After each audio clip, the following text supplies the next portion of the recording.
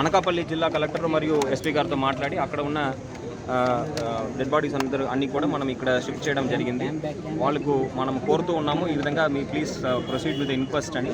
But they want an assurance కూడా compensation సంబంధించి communicate చేయడం జరిగింది. But they specifically insisted that collector should come and tell. So దాని మేరకు నేను కూడా రావడం జరిగింది. ₹1 చనిపోయిన ప్రతి కుటుంబ సభ్యులకి వాళ్ళ లీగల్ హ్యాస్కి అందచేయడం జరుగుతుంది.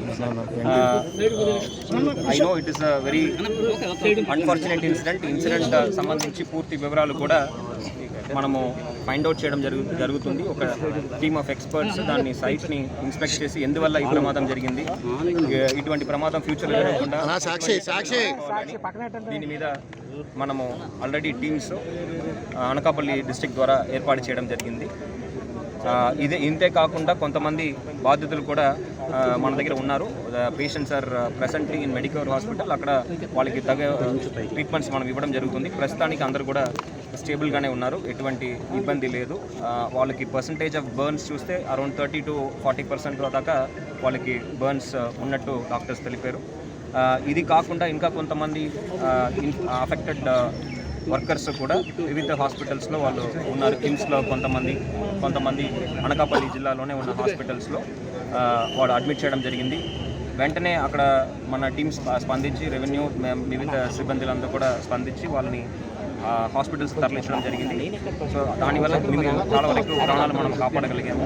Unfortunately we lost lot of lives. But ఫ్యూచర్లో జరగకుండా మనం దీని గురించి చర్యలు తీసుకోవడం జరుగుతుంది.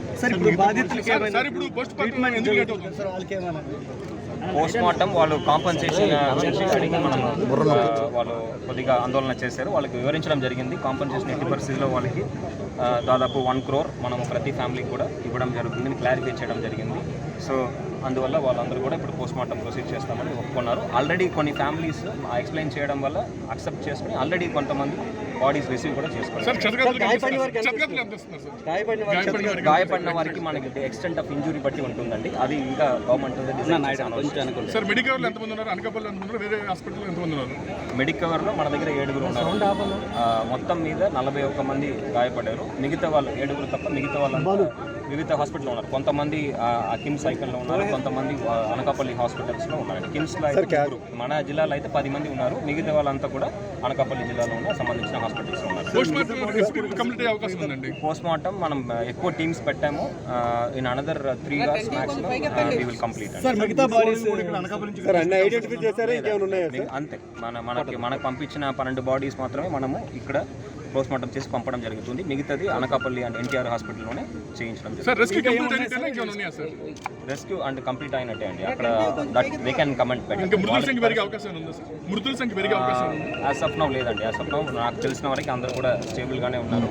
మనము ప్రోగ్నోసిస్ ఎలా ఉంటుందో చెప్పలేము. సారీ, మెడికవర్లో ఎవరైతే ట్రీట్మెంట్ పొందుతున్నారో వాళ్ళు ప్రస్తుతానికి మన స్టేబుల్గానే ఉన్నారు. విషాదకరంగా మనం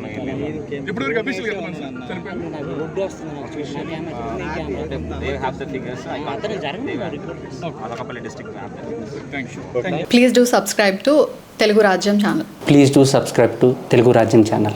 Please do subscribe to Telugu Rajyam channel. Hi అండి, నేను మీ ఆర్పీని నెల్లూరు పెద్దారెడ్డి చేపల పులుసు ఓనర్ని. మీరు తెలుగు రాజ్యం అనే ఈ యూట్యూబ్ ఛానల్ సబ్స్క్రైబ్ చేసుకుని మంచి వీడియోలతో వస్తారు. Thank you so much.